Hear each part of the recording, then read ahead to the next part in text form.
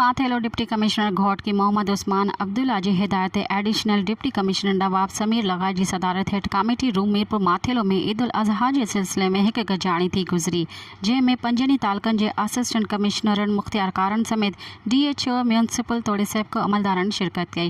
इन मौके ते एडिशनल डिप्टी कमिश्नर ख़िताब कंदे चयो त ईद उल अज़हा दौरान सिंध हुकूमत जे ज़ाब्ता इख़लाक़ जे मूजिब कंहिं बि तंज़ीम या फ़र्द के बग़ैर इजाज़त जे जानवरनि जूं खल्लूं गॾु करण जी इजाज़त न हूंदी।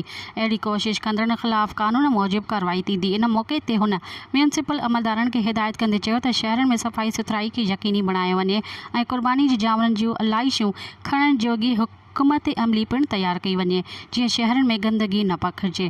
हुननि DHO खे हिदायत कंदे चयो त इस्पतालुनि में एमरजेंसी अमले खे अलर्ट रखियो वञे त जीअं कंहिं बि हंगामी सूरत हाल में मुश्किल पेश न अचे।